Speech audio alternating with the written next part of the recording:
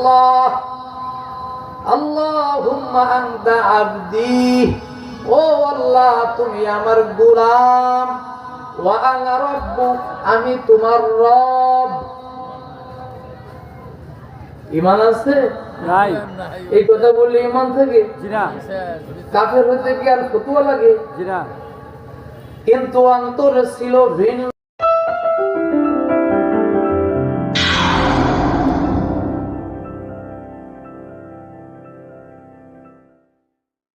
জবানে হলো অন্য, অন্তরে ছিল আল্লাহ তুমি আমার রব, আমি তোমার গোলাম। আল্লাহু আকবার। অন্তরে ছিল তুমি আমার রব, আমি তোমার গোলাম, কিন্তু জবানে শব্দ উলট পালট হয়ে গেছে। ও মালিক তুমি আমার গোলাম, আমি তোমার রব। আল্লাহ তাআলা কয় রে গোলাম, তোর অন্তরে ছিল ভালো জিনিস, জবানে খুশি, এতটাই খুশি যে খুশির কারণে উল্টা পাল্টা বলছো। ঈমান হরণ হয় নাই, ঈমান নষ্ট হয় নাই। বাশির আর মুসলমান কিছুক্ষণ আগেই বললেন কোরআনের ময়দানে এসে আমরা খুশি অন্তরের মধ্যে ছিল, কিন্তু হাত জাগায়া বন্ধুরা আমার একটু উলট পালট হয়ে গেছে। অন্তরে ছিল ময়দানে আসতে পেরে আমরা খুশি। কথা বলেন না কেন? আল্লাহ তাআলা অন্তরের টানেন, উপরের টানেন না। যাই হোক, এটা আমার আলোচনার বিষয়। সূরা মুমিন 24 নম্বর পারা 13 নম্বর পৃষ্ঠার মাঝখানের অংশ, আয়াত নাম্বার 64 নম্বর, 54 হয়তো 64 একটু হয়ে গেল, 54 না 64 হবে। 64 নম্বর আয়াত। এই আয়াত আমি আপনাদের সম্মুখে তেলাওয়াত করেছি। এই আয়াতের মধ্যে আল্লাহ তাআলা 4টা নিয়ামতের কথা তুলে ধরেছেন। কয়টা বলেন?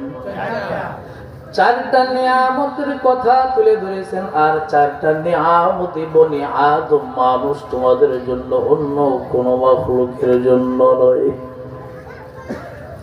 আমাদের জন্য, কলমাবাসী বাসিরাবাসী সবাই আমাদের জন্য আল্লাহ নিয়ামত দিয়েছেন। তেলাওয়াতকৃত আয়াতের মধ্যে 4টা নিয়ামতের কথা আল্লাহ বলেন। একখানা হাদিস আপনাদের সামনে পেশ করছি।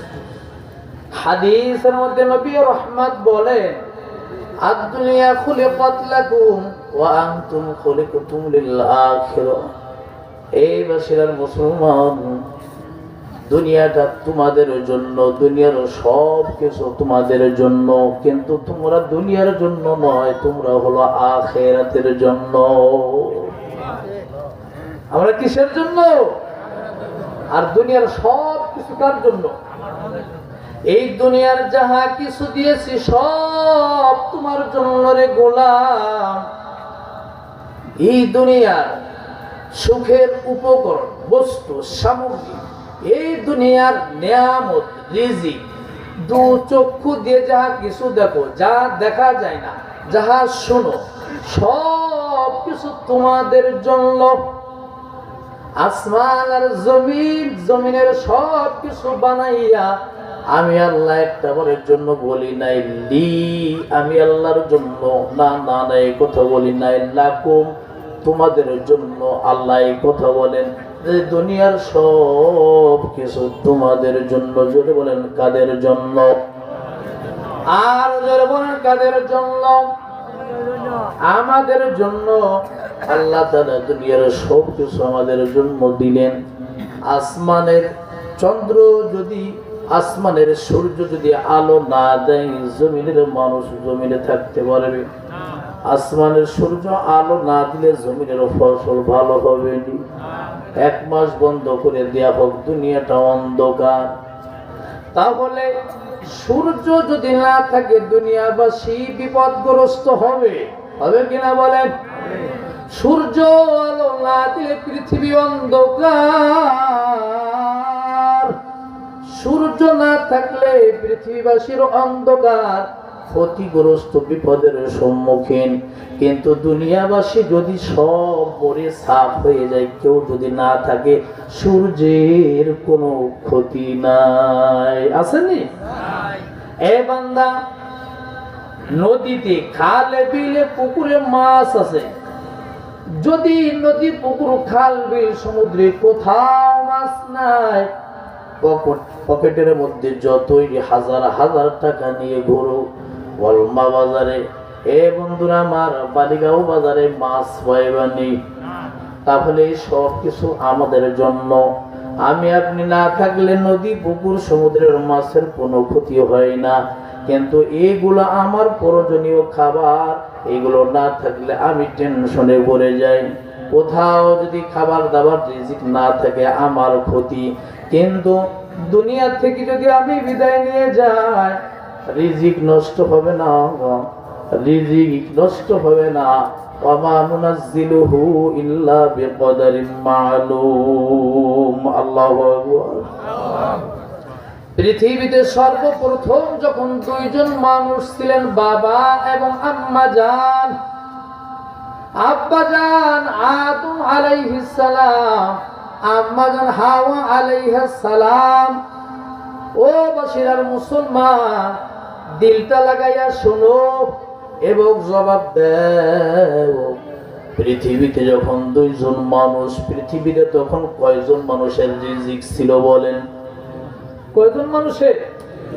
মানুষ দুইজন, রিজিক ছিল দুইজনের। ক্রমান্বয়ে সন্তানাদি বৃদ্ধি পেতে লাগলো, জমিনের মধ্যে জনবসতি বৃদ্ধি পেল, মানুষের সংখ্যা বাড়তে লাগলো। আল্লাহ তাআলা বলেন, ওয়া ইম মিন শাইইন ইল্লা ইনদানা খাযাইনু ওয়া মা নুনাজ্জিলুহু ইল্লা বিকদারিন মা'লুম। আল্লাহু আকবার বলেন। সব কিছুর ভান্ডার, সব রিজিকের ধন ভান্ডার আমার আল্লাহর কাছে। ওয়া ফিস সামা'i রিজকুকুম ওয়া মা তু'আদুন। রিজিকের ফয়সালা হয় আসমান থেকে। জোরে বলেন, কোথা থেকে? আসমান থেকে রিজিকের ফয়সালা হয়। আল্লাহ তাআলা যদি রিজিকের দরজা বন্ধ করে দেয়, ওই দুনিয়ার এমপি, মন্ত্রী, মিনিস্টার, দুনিয়ার সব ক্ষমতাধর সবাই নাকে শিয়াল কুকুরের মতো রাস্তার মধ্যে পড়ে থাকবা। আল্লাহ যদি না খাওয়াই, পৃথিবীর কেউ খাওয়াইতে পারবে না। কথা বলো ঠিক কিনা?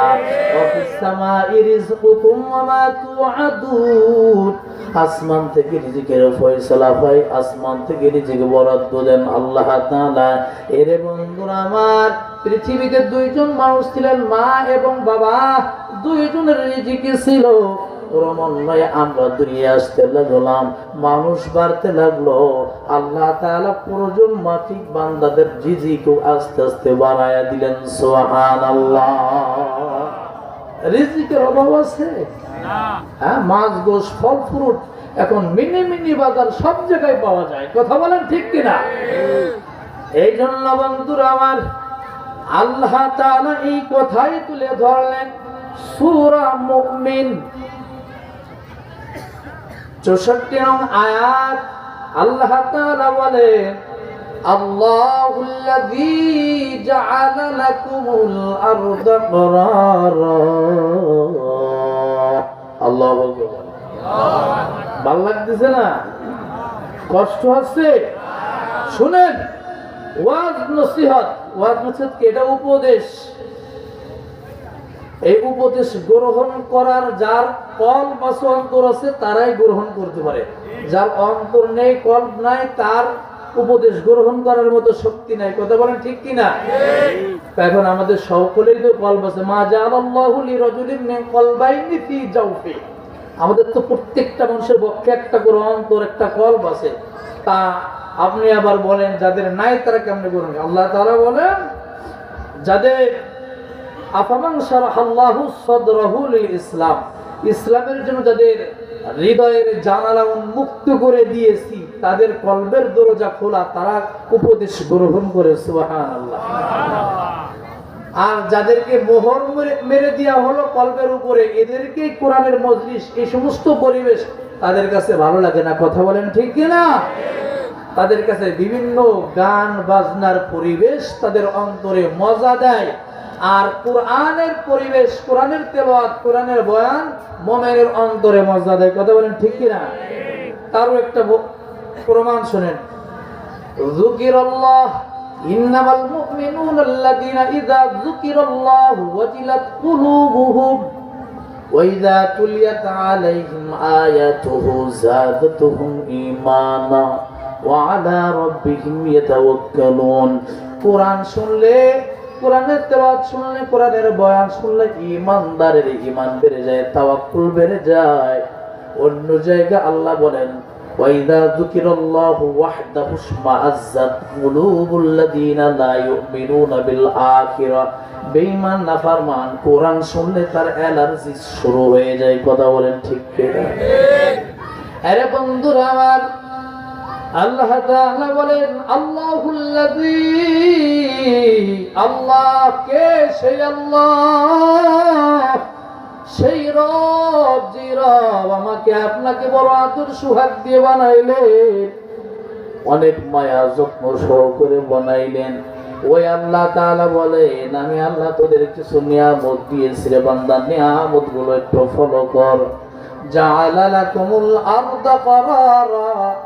এক নাম্বার, এই যে তোমরা পৃথিবীতে বসবাস করো, নিজের বসবাসের যে ঘর, ঘুমানোর যে ঘর, বিল্ডিং এর মধ্যে তুমি ঘুমাইলা, বিল্ডিং এর ছাদ ফেটে গেছে, কখন জানো বুকের উপরে মাথার উপরে ভেঙে পড়ে, এই আশঙ্কা থাকলে ওই ঘরে মানব যেমন বসবাস করে না। বন্ধুরা আমার, নিচের যদি দেওয়াল, নিচের ফ্লোর যদি ফেটে চৌচির হয়ে যায়, ও ঘরেও মানুষ থাকতে বড় ভয় পায়। কথা বলেন ঠিক কিনা?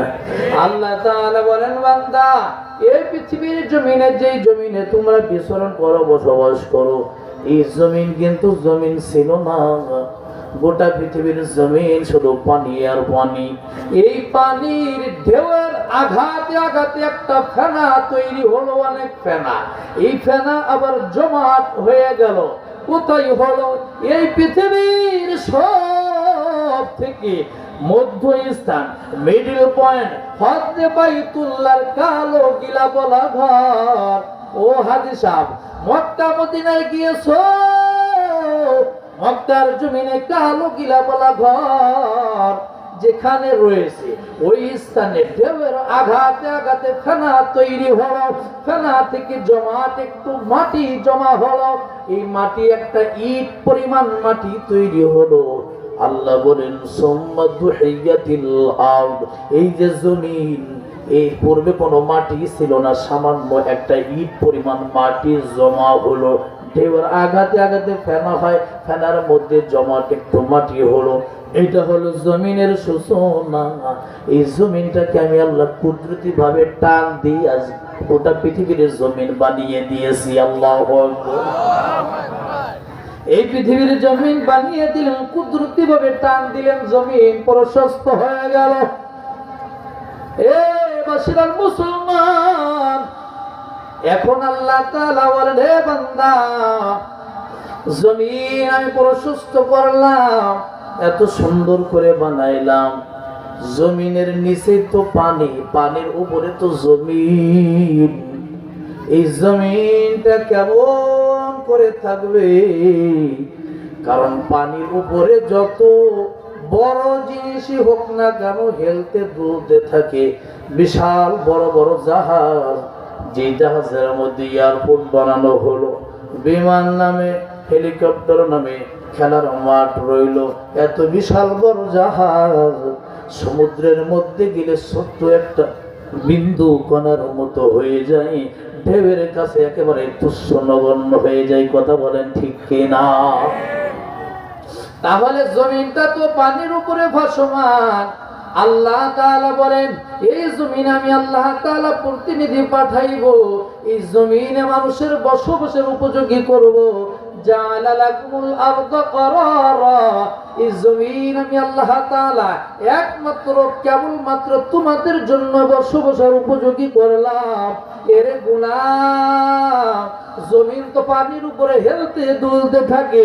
সূরাতুল নাবা 30 নম্বর পারার 1 নম্বর পৃষ্ঠার 7 নম্বর আয়াত আল্লাহ তাআলা বলেন, ওয়াল জিবালা আওতাদা, আমি আল্লাহ তাআলা জমিনকে স্থির করার জন্য পিলার লাগাই দিলাম।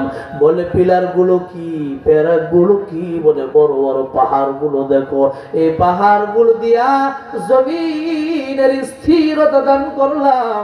জাআলা লাকুমুল আরদা ক্বারারা, এই জমিন স্থির হয়ে গেল, জমিন বসবাসের উপযোগী হয়ে গেল। এর গোলাম, এই জমিনের মধ্যে নিজের শখের বিল্ডিং উঠাইলি, জমিনের মধ্যে কোনো কম্পন নাই, জমিন হেলতে দুলতে থাকে না। জমিনে তুমি রাস্তাঘাট বানাই না, নিজের ইচ্ছা মতো চলাফেরা করে, জমিন হেলে না দুলে না। জমিনটা একমাত্র তোমাদের জন্য বসবাসের উপযুক্ত করলাম। এখন রব্বে কারীমের কাছে প্রশ্ন হয়, ও মালিক, জমিন তুমি আমাদের জন্য বানাইছো, বসবাসের উপযোগী বানাইলা, এই জমিন হেলতো দুলতো নড়াচড়া করতো, এটাকে থামানোর জন্য পাহাড় পর্বত দিয়ে জমিনের স্থিরতা দান করলে, তাহলে মাঝে মধ্যে কেন ভূমিকম্প দিলা? প্রশ্ন আছে কিনা বলেন? কথা বলেন না কেন? আরে হুয়া শোনে না, গুরুত্বপূর্ণ একটা কথা। মালিক তুমি নিজেই বলতেছো জমিন স্থির করার জন্য আমি পেরেক স্বরূপ আমি পাহাড় পর্বত গুলো দিলাম, মাঝে মধ্যে ভূমিকম্প দেও কেন? এই যে কোটি কোটি টাকার বিল্ডিং, 5 তলা 10 তলা, এই যে ফেটে গেল, কাজ হয়ে গেল, উল্টে গেল, এই ক্ষতিটা কেন করলো? এই যে ঢাকার বুকে ছাদের রেলিং খুলে যে মানুষ করে মারা গেল জায়গায়, এমন কাজটা কেন করলে আল্লাহ তাআলা? তুমিই তো বলেছো আমাদের বসবাসের উপযোগী করেছো। আবার জমিন যেন হেলতে দুলতে না থাকে, জমিনের মধ্যে পেরেক স্বরূপ তুমি কি করলে? পাহাড় পর্বত দিলে, আবার মাঝে মধ্যে জমিনের মধ্যে কম্পন দাও কেন? প্রশ্ন আসে না? আল্লাহ তাআলা জবাব দেয়, সূরাতুশ শূরা 25 নম্বর পারার 5 নম্বর পৃষ্ঠার শেষ অংশ পাইবেন, আয়াত নাম্বার 30 খুলে দেখেন।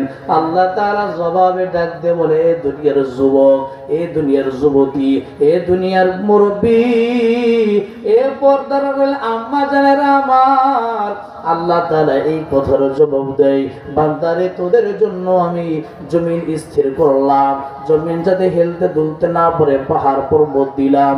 এরপরে তোদের প্রশ্ন হয়, আল্লাহ মাঝে মধ্যে ভূমিকম্প দিয়ে আমার কোটি টাকার বিল্ডিং ফেলাইয়া দিলে কেন? ভূমিকম্প দিয়ে আমার 20 বছরের সন্তানটাকে তুমি কাপড়ের কাপড় পরাইয়া দিলে কেন? ওগো মালিক, ঢাকার বুকে আমার স্ত্রী, আমার সন্তান গোস্ত ভাত খেতে চেয়েছে, গোস্ত কেনার জন্য ঢাকায় গেল, ভূমিকম্প দিয়া জমিনের মধ্যে একটু কম্পন লাগাইয়া ছাদের রেলিং মাথার মধ্যে ফেলাইয়া দুনিয়া থেকে কেন নিয়ে গেলে রে মালিক? চোখের কোটায় পানি নিয়ে যখন প্রশ্ন আসে, আমার আল্লাহ তাআলা সূরাতুশ শূরা 30 নম্বর আয়াতে বলেন, ওয়ামা আসাবাকুম মিন মুসিবাতিন ফাবিমা কাসাবাত আইদিকুম ওয়া ইয়াফু আন কাসীর। ও বাশিরার মুসলমান, দিলের কান্ডা লাগায়া শুনো, ও পর্দারের আম্মা জানের আমার, দিলের কানটা লাগায় শুনেন।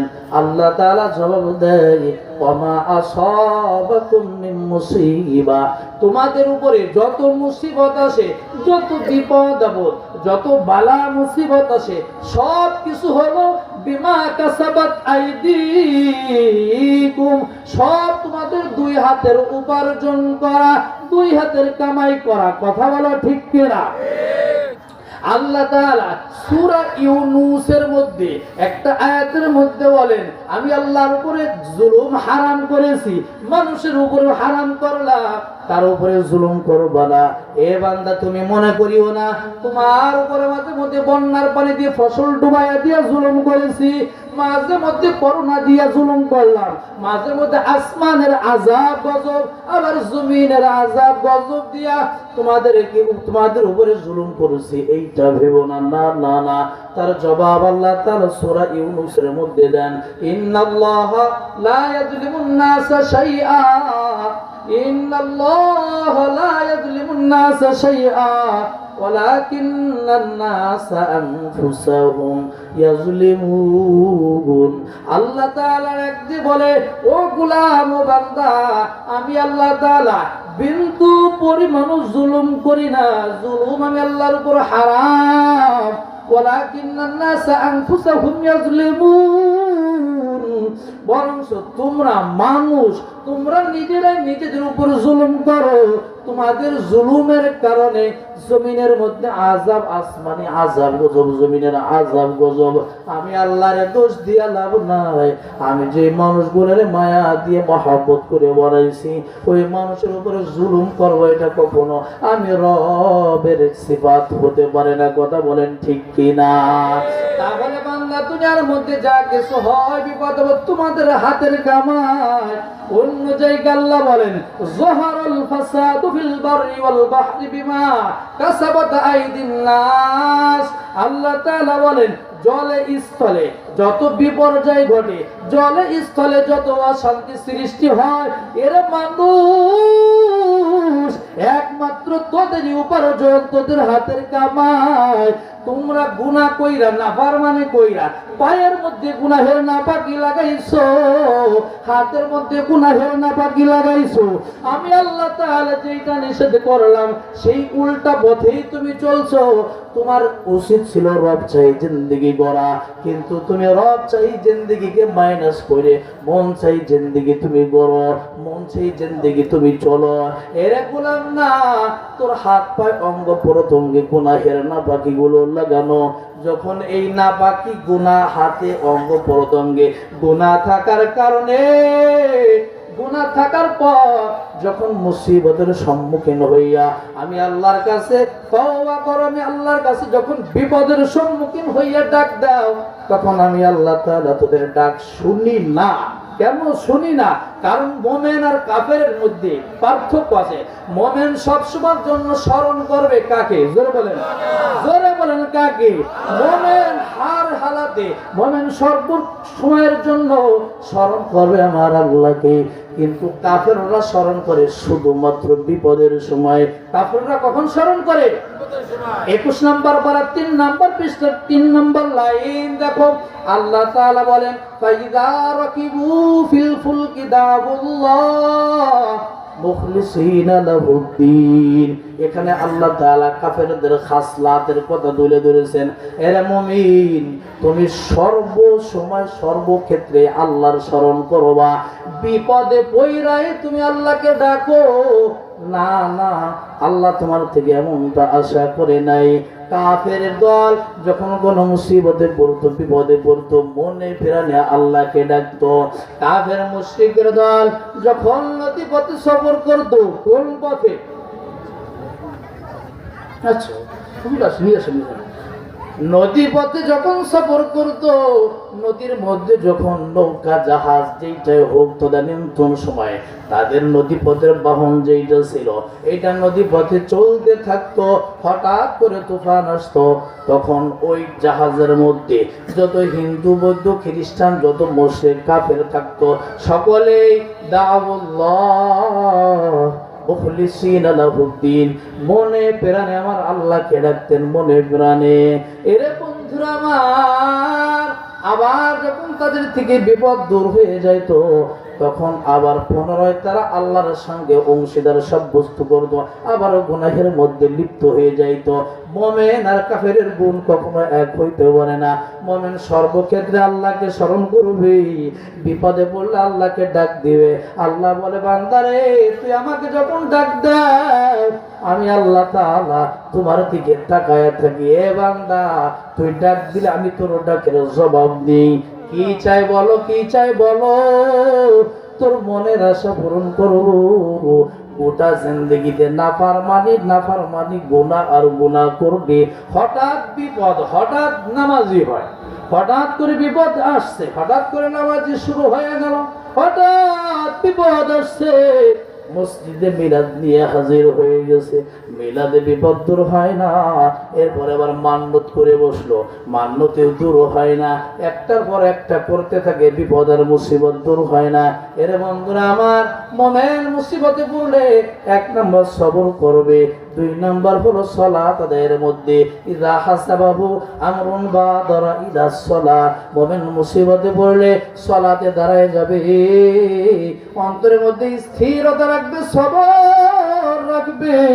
আল্লাহ তাআলা বলেন, আমি আল্লাহ তাআলা তোর সব সমস্যার সমাধান করার জন্য প্রস্তুত। আল্লাহু আকবার, নারে তাকবীর। প্রধান